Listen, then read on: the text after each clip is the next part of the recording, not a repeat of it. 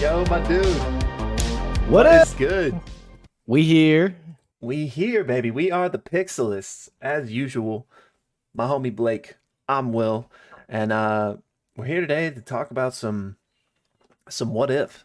And Want to apologize that it's getting recorded so late. I know we got a massive what if following, so apologize that it took so long for us to. We're enjoying the show. It's just sometimes weeks go by and it's like, when can you record? Oh, I can't do that. When can you record? And so here we are.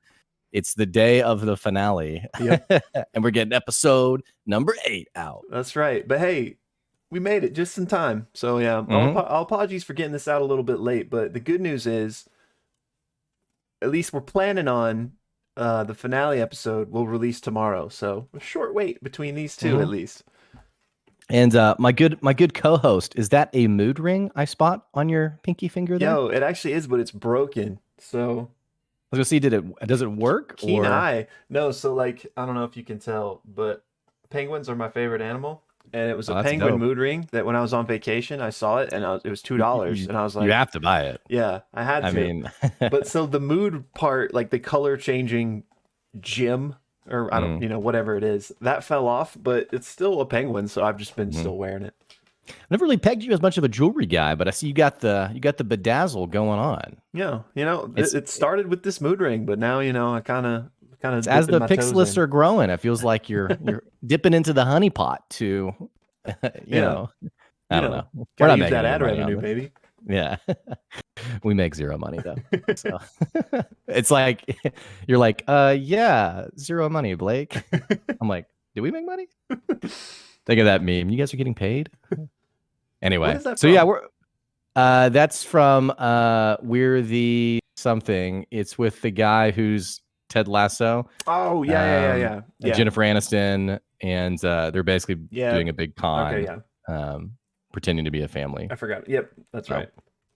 It was not that great of a movie, and oddly, that meme has taken off, continued to flourish. But we're not here to talk about memes. We're here to talk about What If Episode 8. And was it What If Ultron won? Yes. What If Ultron won? Yeah. And just a heads up, if you're checking out the podcast for the first time, like my co-host said, we're the Pixelists. We talk about the things that we really love. It's pretty much just a bunch of nerdy stuff. Movies, games, TV shows. Been doing a lot of Marvel lately, doing a lot of D&D. If you never played D&D, you definitely got to check out that series. We're getting geared up for Campaign 3. You can check out more, again, on our YouTube channel. And as always, check out our Twitter at PXLists for any other updates. But like I said, we're talking about What If Episode 8 today. And, Will, I got to tell you, this might have been the best episode. It was so good. It really was. I still, in my heart, I can't really decide between the Doctor Strange or this one. I think after we see the finale, because it seems like this one, we're finally getting the continuation, So right. I think after I see the finale, I think I'll let it marinate for a second and I'll be able to pinpoint. But yeah, it's the first one really that's even in contention since the Doctor Strange one. But it was badass. There were so many awesome parts. It was so awesome. I mean, dude, just so many moments like where he's like, you can't even compute the power of my will. And then he like goes Super Saiyan, basically. I was like, bro, and credits to Marvel. They made this sort of like epic battle seem not cheesy or cringe or, it was very cool. I was like, this is insanely awesome. Yeah. And we got another great example of how much passion the artists have put into this series. We talked about this in my previous favorite episode, the Doctor Strange episode, in how it was really cool to see the artists, what they envisioned of Doctor Strange sort of consuming these different spirit beasts. Yeah. Or mystic creatures. And in this one, we got something similar where as they're fighting, as Ultron's punching him, he's sort of punching him through. Yes. Just such a cool moment. But yeah, so that's overall, this was my favorite episode. I thought ready to say it. I'm ready. Yeah, it was my Okay. favorite episode. It Nice. barely squeaks out the Doctor Yeah. Strange episode. I only wish it was longer. I think it was one of the shortest episodes at only around 30 minutes. Yeah. But Well, but hopefully we're getting the direct continuation. I mean, seemingly, right? Especially, right. given the very end of the episode that we return to, speaking of Doctor Strange. Um, but yeah, so I guess let's give a quick recap before we just dive completely into this. And since we are recording this a little late, please feel free to interject if I'm missing something because it's been a few Sure. days since I've seen it. But Right. um, again, it is What If Ultron won? And basically, we pick up in this post apocalyptic world with Black Widow and Hawkeye, who is missing an arm. And they are living as some of the last survivors in this post Ultron victory world. So the events play out similarly to how we've seen them in Age of Ultron, except here Ultron is successful in entering the Vision's body, and then he nukes the planet and essentially takes over the world. Um, so Clint and Natasha are seemingly the only two surviving Avengers left. All the other ones have been killed by Ultron or perhaps the aftermath. And they are in some desolate area, just trying to figure out a way to maybe combat him. And as they're doing this, Ultron has taken over the planet. He's hunting them down with his robots, but he's basically already won. And Thanos shows up in a little portal, and Vision Ultron, I guess I'm just going to call him Ultron, but in the Vision's body, makes short work of him and now has all of the Infinity Stones because Thanos showed up with all but the Mind Stone, which Ultron was in possession of. So he kills Thanos, takes the stones, now has the full set, and basically ascends to this like next level of powerful and realizes that, it's not just Earth. Like, I'm gonna go conquer the entire galaxy now. And so he's like teleporting around, destroying Asgard, the Sovereign. I forget the Ego. name of the other place. What was it? Ego is one of them. Ego, right, right. Mhm. And then the one place from Guardians of the Galaxy, I don't remember what it's called for some reason. The one where there's the movie opens up that they're fighting on, or are you talking about the one where Captain Marvel shows up in What Captain If? Marvel shows up. What's that one? I don't remember, but yeah, I know what you're But talking yeah, so he's destroying all of those, and the Watcher is basically, commenting on this the whole time. He says, "This story broke my heart," and he is watching. The Watcher starts watching Clint and Natasha, and he's trying to he's like, "Do I intervene? Like this could get bad." The stuff you're looking for is right here, as they're like searching for a file for Zola because they think the Zola AI might be the only thing to combat the Ultron AI, and he's like, "Oh, I could tell them it's right there. That's what they're looking for." Anyway, they find it without him intervening, and so they've hatched this plan to get the Zola AI and infect Ultron with it, and maybe that'll do something. So that becomes their plan, and they track down where the AI is. They talk to him, tell him what's up. He reluctantly agrees because they're like, "This is the last computer you exist on. We'll fry you if you don't help us." So then they hatch this plan, and Hawkeye shoots an arrow that contains the Zola code into one of the Ultron sentries, and Zola takes it over. And now they're on a mission to link him to the mainframe, but he's like, "I can't." Ultron is seemingly not in this universe anymore. about. And because what had happened, I'm kind of telling this out of order here, but what had No, happened you're good. was the Ultron Vision conquered the entire galaxy basically, and was like, "Hey, I can finally be at peace." But then, in like one of the coolest moments of the episode, he like becomes self-aware as the Watcher is narrating what's happening, and the Watcher's like, he suddenly becomes aware of and then like Vision turns around, it's like, "Who are you?" Mhm. And so basically, he busts out the multiverse. Him and the Watcher have like an epic fight, um, which the Watcher ultimately loses, and basically causes him to return to Dark Doctor Strange, which we saw in the previous episode, and is like, "Hey, I need your help. We got to do something because this Ultron Vision is gonna like who knows what he's gonna do to the multiverse." Right. And that's basically it. I know I kind of swept over a bunch of the main details there, but No, it's good. that's the Yeah. gist of it. Yeah. It was a 30-minute, definite ride of just then this happened and then this happened. Clint sacrifices himself with one of the coolest shots Yes. of the series, in trying to help Zola and Zolabot and Black Widow escape.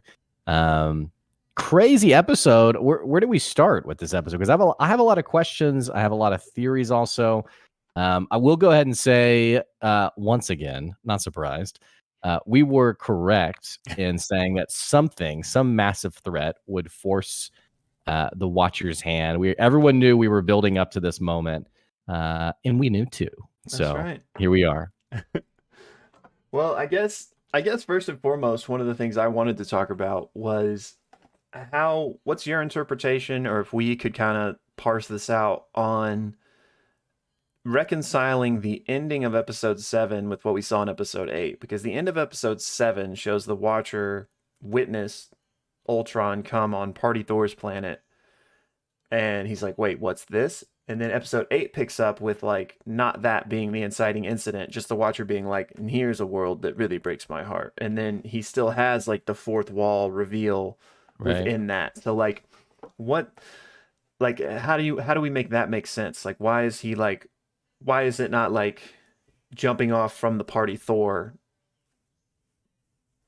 incident? Yeah, part of me wonders if it's just designed to be a stinger that's a bit, disconnected from what's actually happening.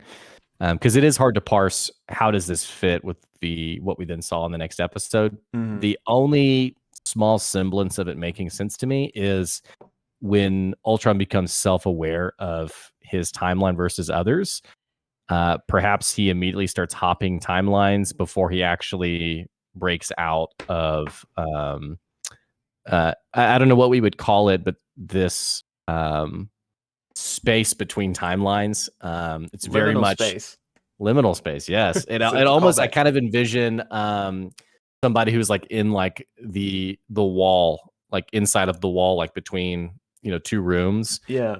And because we see the Watcher looking in, and it looks like this very crowded area, and he immediately sort of waves over and covers it up, and then Ultron eventually breaks out of that wall. So that would seem more like breaking out the wall would see like the first moment he stepped out of his timeline, but it doesn't make sense if then the Thor moment happens after that. Right. So it's either, in my mind, it's either a stinger or he jumped a few timelines before jumping out of it. I'm not sure. So I was trying to make this make sense, and one thing this is something we talked about in the last episode when we were talking about the Watcher's surprise at the end of the Party Thor episode. We were like, okay, is he surprised because like is he omniscient? Like did he know and this is different, or does he not know because he watches?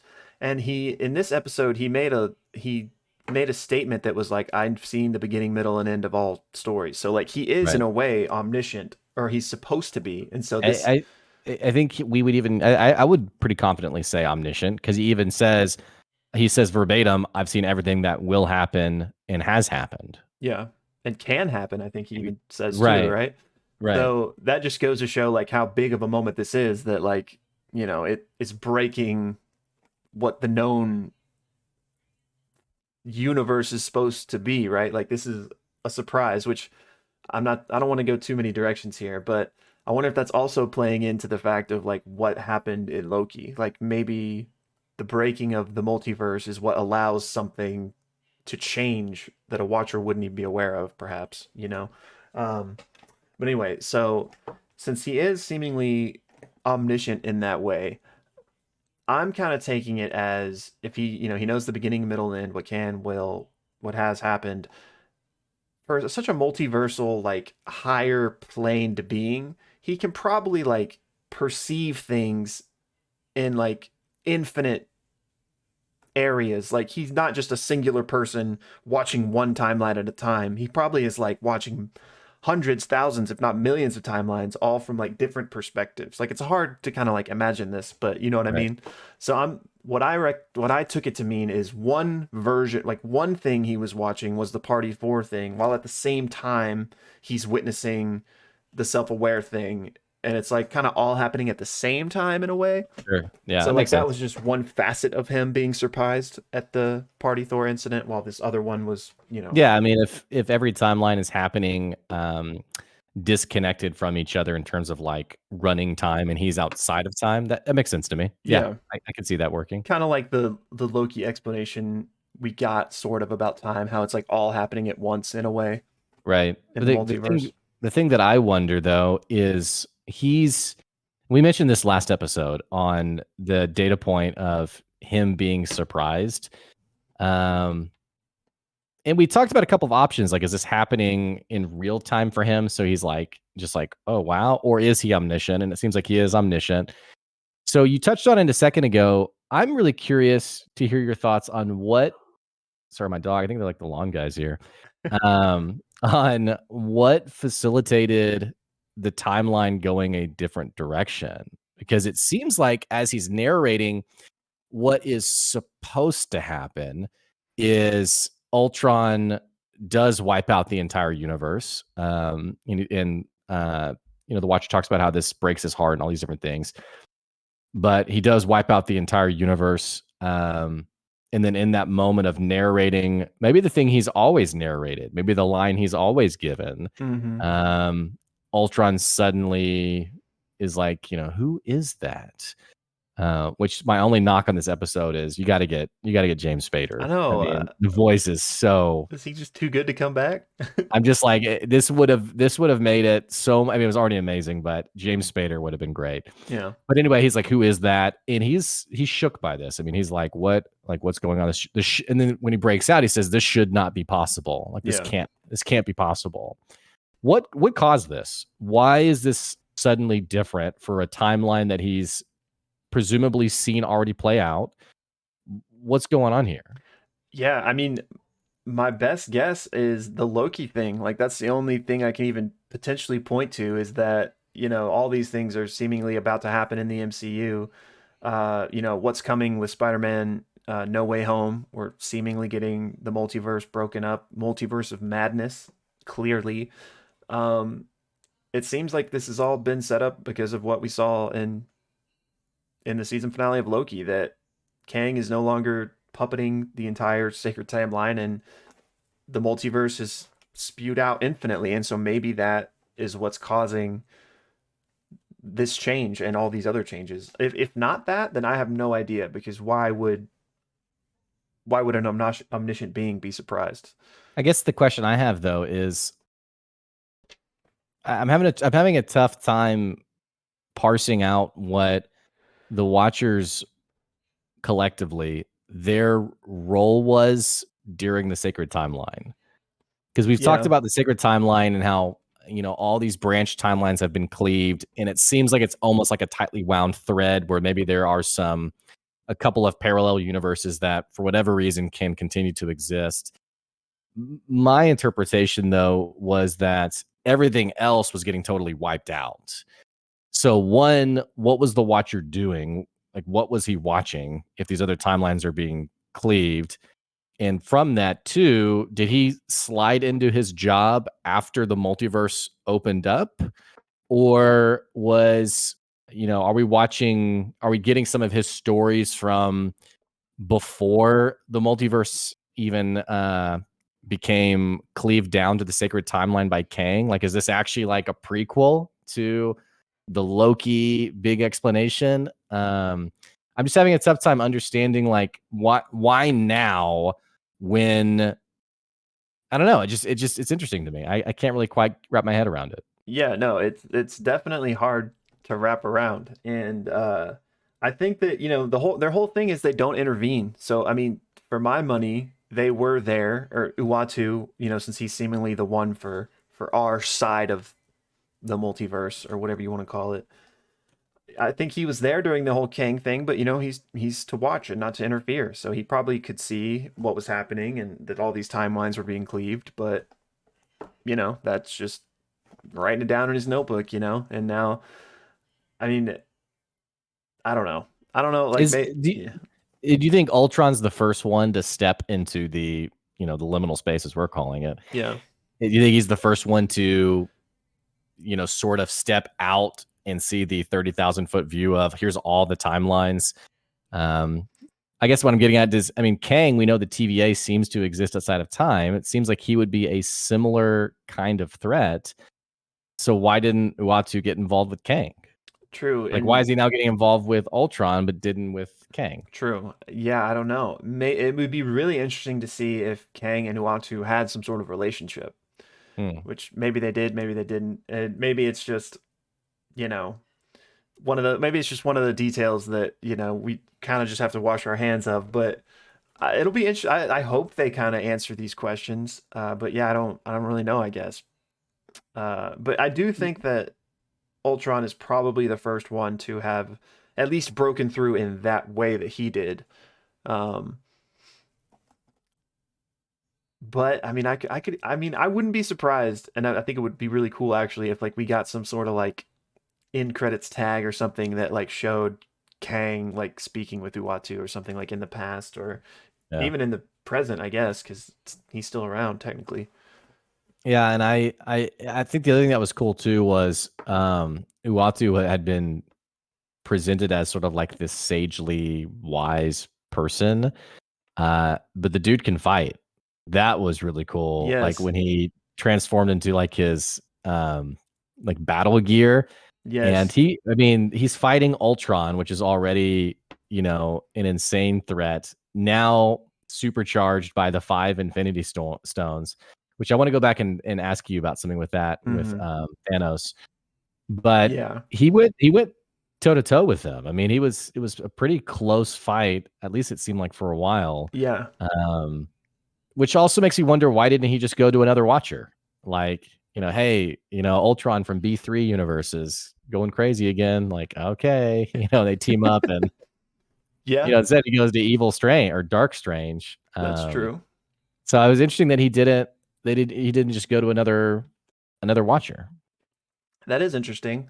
or I his boss. we Who's just his boss? know I guess we You just know know? so little about them and how they even operate. But maybe they don't intervene, right? So maybe I mean maybe this has never happened before, but maybe even if this does happen, like they're not supposed to do anything about it. So maybe he's like, I can't go to a watcher, they're not gonna help?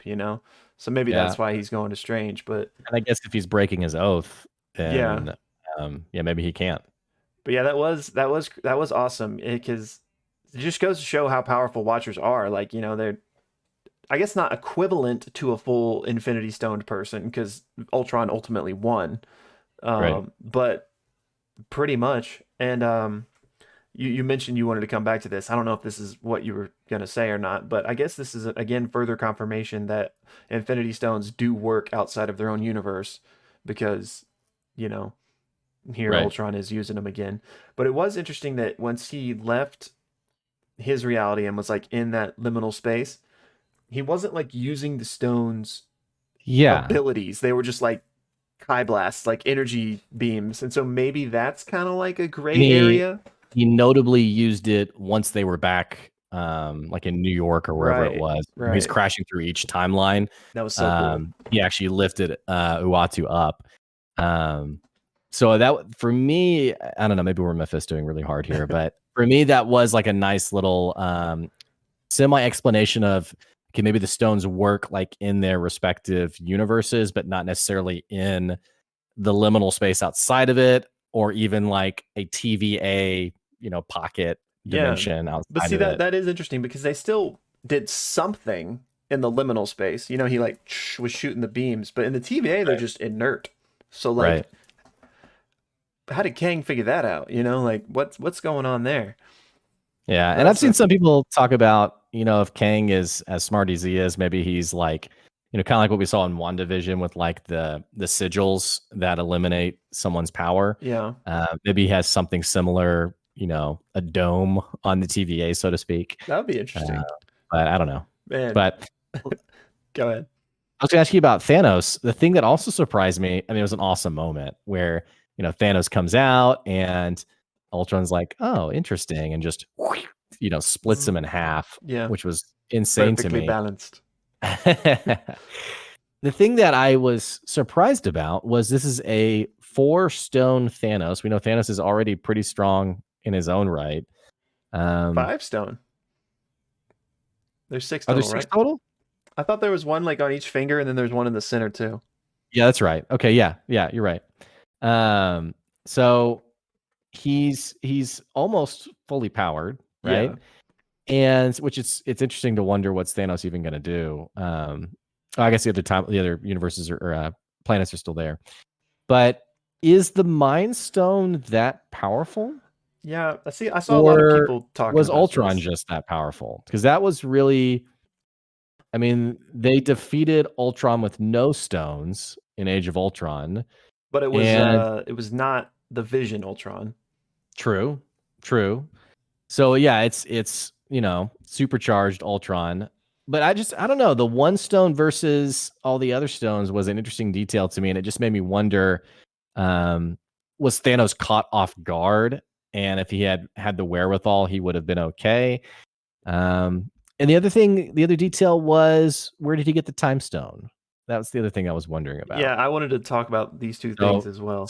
I just dumped a lot of info.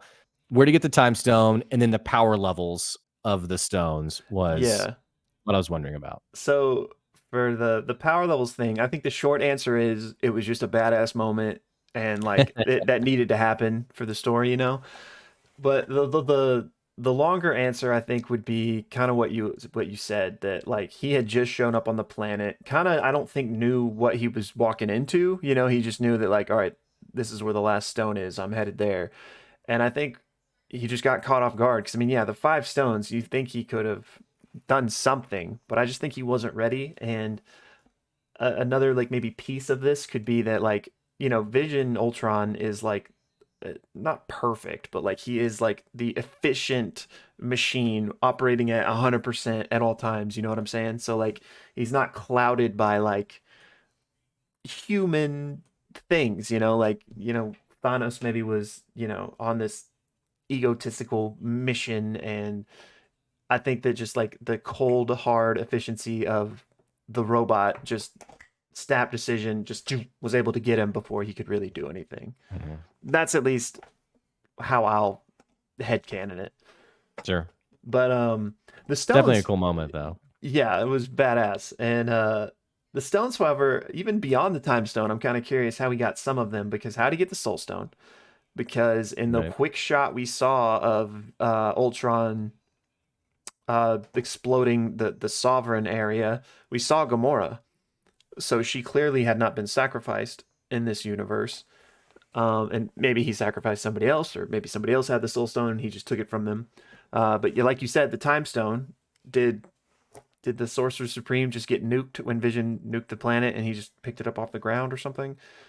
And also the Power Stone, which we know in our universe, Thanos went to Xandar. Xandar. That was the name of the Hmm. planet I was trying to think of at the Yeah. beginning. Yeah. He went there and like destroyed it. We never saw this on screen, but we Right. were told. But we Yeah. also got a Right. shot of Xandar, and it was, you know, Vision destroyed it. So Right. I keep calling it Vision, Ultron. So yeah, I think. I mean, obviously it's a different universe, so maybe the stones were different places. You know, maybe just different things happened. But I don't know. I don't know if they're like. It seems like they weren't really worried about that detail, Yeah. but it would be interesting, especially since I mean, I don't think we're going to get any type of answer for that question. But No, I don't think so either. It's just, it's one of those things where you're like, you're like in the moment of like seeing the dude get lasered in half, and you're like, what? And then like as it starts, you like come off like the adrenaline of it, you're like, wait a second, how do you have that? yeah, But exactly. yeah, and then also, I mean, after it was also, I mean, the stakes were pretty cool. I mean, you've just seen Ultron nuke the planet in this Judgment Day Terminator style Yep. moment, which was really cool. And by the way, I don't know if you caught the buzzer from Ultron where he says "Peace in our time," which was, his catchphrase in Age of Ultron, and it Yeah. was more like "Peace in our era" is more what it was. The whole premise of his actions was, you know, the only way for peace is by wiping out humanity. Right. But I loved how it doubled in this episode as a reference to their timeline. Ooh, yeah. Is as he was stepping out into the multiverse, he says "peace in our time," and you're like, "Oh, Ooh, I that's a like that. saucy. I like I didn't that. even Good pick up on that, line." but I like that. Yeah, that was really cool. Yeah, and I love how we're seeing more of Captain Marvel in these episodes. Yeah, a lot of Captain Marvel. Yeah, And cool character in general, and so to have her show up as a meaningful character too. She's been very, I don't know why I think of it this way, very Captain Planet-esque in my mind of like this, superhero who shows up and it's, I guess, because we just had the Thor episode where it's like, you're going to clean this up. yeah. But I just envisioned Captain Planet, flying around. But yeah, her fighting Ultron on Xandar was really cool too. Yes, we got to see some of her true strength there, I feel like, because clearly she was not holding back. Like, she freaking took him to the core of that planet to try to take him Right. out. And it's just crazy that, like, it still was nothing. Like you said, Hmm. he basically goes Super Saiyan and destroys the entire solar system in that moment, and, presumably her as well. But yeah, that was awesome. And when she first showed up, like, because it was just like the streak of like blue energy that hit him, I was like, are we gonna get Nova? Because that's another hero that the MCU hasn't introduced yet, and it's like from Xandar. Like the Nova Core is a thing on Xandar, and then Nova is Yeah. not like Okay. similar to Captain Marvel, but anyway, like I thought, oh gosh, that'd be so cool. But then it was Captain Marvel, and it was still cool. Um, but that kind of brings me to something, the fact that like even she wasn't able to really do anything to him. Oh, okay, I got 2 points here. The first of which is clearly Thanos from our MCU like was going so easy on everyone. He truly did, like he wasn't trying to murder people. He just wanted to snap and, fulfill his destiny, Yeah. as it were. Okay. Yeah. I Like like this comment. Yeah. he could Keep have going. easily like just brutally murdered all of the Avengers, taken all the stones very easily, but like it just goes to show that like that he really wasn't like Thanos did nothing wrong. Is what yeah, I you know what I'm yeah. saying? I, Like I it solidifies him as an even better villain in my mind. I mean, it was so well written, mhm. exactly what you're saying that he ultimately wasn't, and it creates a nice foil to his alter universe Yes, character yes. At who the end says of the essentially like it was never personal, but I'm gonna but enjoy now I'm gonna wiping your like planet. destroy this whole Yeah, universe. yeah, Um so yeah, I really liked that. Uh but then the other thing was, so if Captain Marvel can't even do anything, is he unkillable? The Watcher can't beat him. Like, how are they gonna deal with him? Like, is it gonna be a sort of like, ah, we gotta get him away from the stones type of thing? Otherwise, like, how do you beat this version of Ultron? yeah. I Dark Strange is clearly like a cosmic level threat, Right. similar, I think, to Ultron, and so I assume him and Uatu are going to be a nice combined power for him. But yeah, I mean, him being in the core of a planet, fighting Captain Marvel, who's been described as like pure energy. Yeah, it does make you wonder, where does it go from here? Not to mention that vibranium. He's made of vibranium, right? Yeah. Which is already incredibly durable. On top of having the stones, so yeah, I don't know. I think maybe you mentioned there was like a scene from like the trailer of Dark Strange and um not Captain America, Cap- Yeah. Peggy Captain Carter. Carter. Yeah. So maybe it seems like, I guess, Uatu is going to recruit some other people, and maybe this is like the multiverses Avengers or something. I don't know. Yeah, I mean, presumably that's where we're headed, but I still don't even know how they're gonna deal with them. Maybe the Zola thing is kind of the still the plan. If they can just get him to return to that Earth or that universe, then maybe the Zola can do something. Um, Which, I mean, even if that's the case, I mean, it's too little, too late for that universe, right? I mean, right, yeah, that one's literally done. everything has been wiped out. So, like, True. I mean, Natasha, good job, but what happens now? I mean, Yeah, that's why I like the angle of Hawkeye a little bit, is everything's gone. And so him choosing to go out that way, I don't know if it threw anyone, but to me it made sense. It was like, dude, our planet sucks. yeah, Like, if I'm going out in a way that's really cool. But like, what are we even fighting for? yeah. Which that again, just to touch on that whole scene real quick, that was awesome. You already said it, but that shot was like a painting. Insane. It Yeah. was badass, and I loved the parallel between that moment and the moment from Endgame, with where in Endgame Black Widow's holding the hand and she lets go to sacrifice for Yeah. like the greater good, and here he does that. And I noticed another parallel, which I'm assuming is intentional. In Endgame, they walk to to Vormir, and Red Skull, greets them. He's like, Clint, son of whatever, and like says their full names. Gimli, son of Gloin. Yes, exactly. Well, when they went to go to the military base where the Zola AI was, he greeted them similarly. He referred to them by like their full three names. And, Yes. then here 20 minutes later, they have the same sacrifice that came after the Red Skull scene. So I thought that was a nice little like touch. Yeah. Okay. I didn't even pick up on that. That's a great point. Did we get the middle name though in on Vormir? I don't remember. I just remembered lots of Because names. that was a nice little thing too, where she's like, "Oh wow, nice name." Yeah. I can't remember what his middle name I was. think it was Francis. Yeah, I think of like Indiana Jones, basically like Indiana. Wow.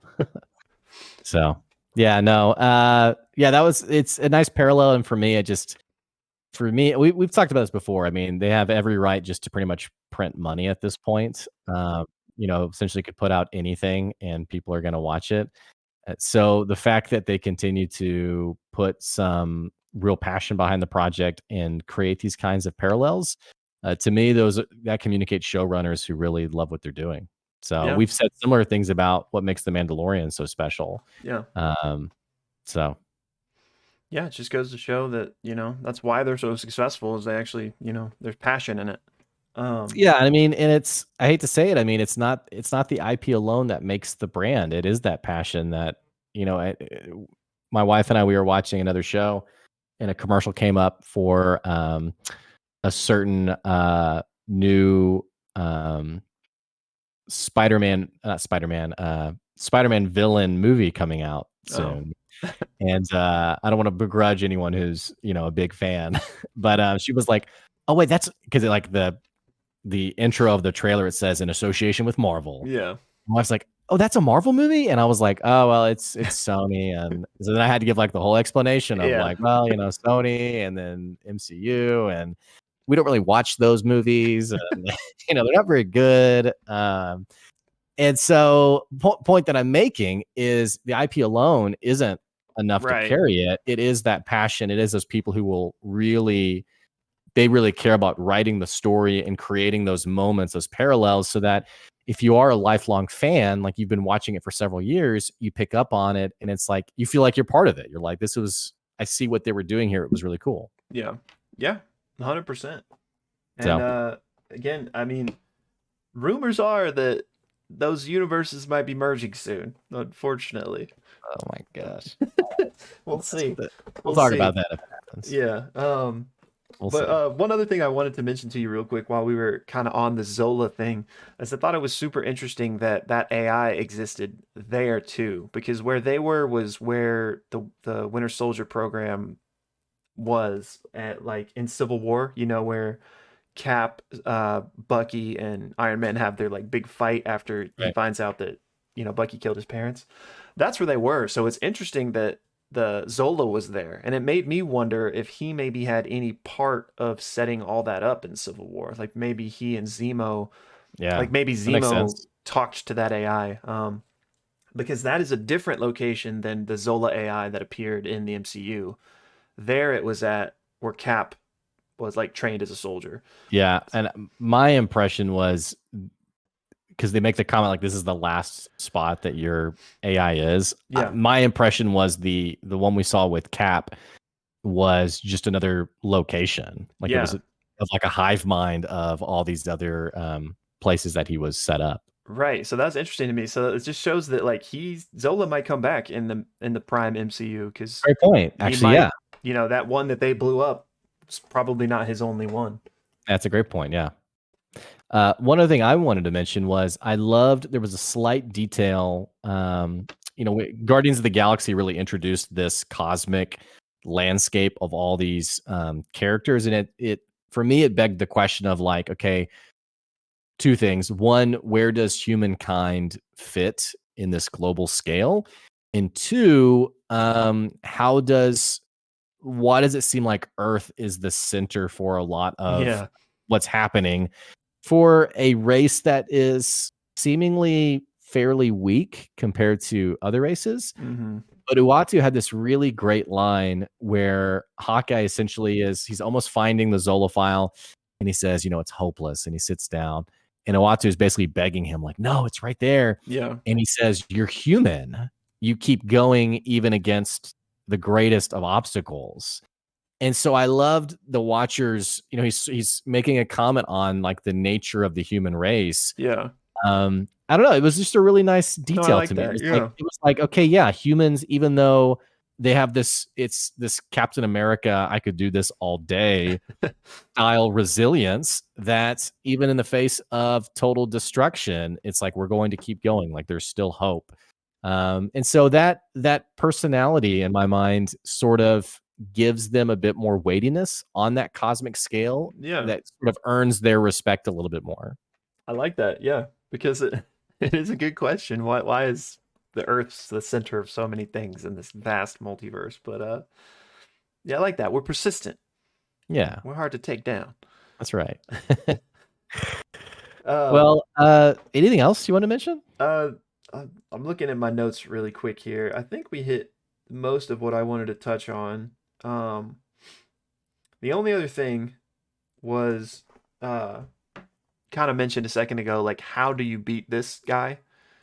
Um, this all-powerful being. And so one of my things was maybe you don't. Maybe you just contain him somehow. And Yeah, okay. this is kind of a stretch, kind of a Mephisto, kind of also reaching back to the question I posed at the beginning of what's with the perspective difference in that how episode Party Thor ended versus what we actually saw. And maybe there's some sort of like a time loop that they lock him in, where That's like interesting. he's trapped in this like cycle of X number of universes, however many it is, and like just those, like nothing we can do about those are done, but we'll lock him in this like cycle. And the reason I came to this like really kind of obscure um theory is because, and we touched on this when we talked about the zombie episode, but if you recall, in the comics, that's what Uatu did. He, in order to contain the zombie outbreak, he basically doomed these two universes to be in this like endless cycle of like cause and effect. Like, oh, this zombie appeared. Now the outbreak's here, and then like Uatu teleports him to another universe, which then causes it there, which then causes it in the original one. It's kind of like one of those time travel paradoxes. Yeah. And so maybe that's what I was thinking. Maybe happens here, and so maybe that's why there's that weird moment of him being surprised at the Ultron Yeah. showing up. I could see them doing something like that. My only thought is there is such a casual fan base to Marvel that I wonder how far do they go before they push people to the point of like it's like Yeah, watching, I don't know why I keep bringing this up. It's like watching seasons 1 through 3 of Lost, and then like once time travel happens, then like a bunch of fans are like, "What?" yeah, That's the only thing I wonder about. But it could be, that they've characterized their fans now of like, okay, we know we have the casual fans, but we also have the diehard fans, and we want those diehard fans, the ones who are sitting around making a podcast about it. We want them to have content to talk about. So yeah. I don't know. Yeah, I mean, I could see that as an option for sure. Yeah, so maybe my weird time travel loop aside, I still think maybe the plan is to contain him rather than kill him, because I don't know how they're gonna kill him. Which maybe then we get it would make me wonder if we'd ever get him to return later on in the live action That would be MCU cool. Like, with James Spader. ooh, that would be cool. I'd like So, that.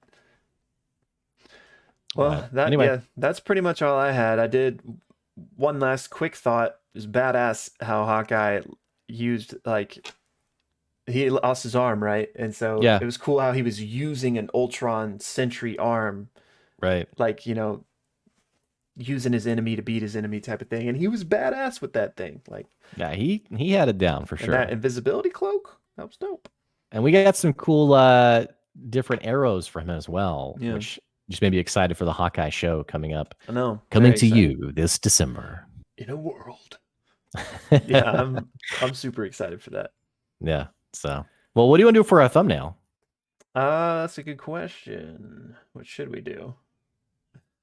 What should we do? I was looking at our videos. We got our thumbnail game is on point.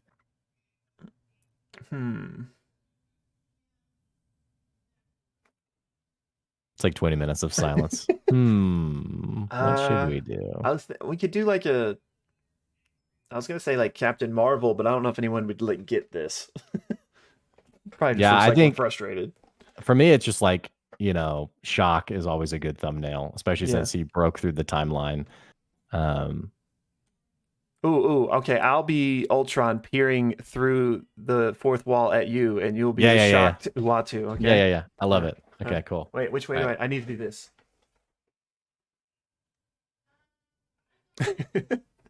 Nice. If we get nothing out of these videos, it's just a series of thumbnails. That's right.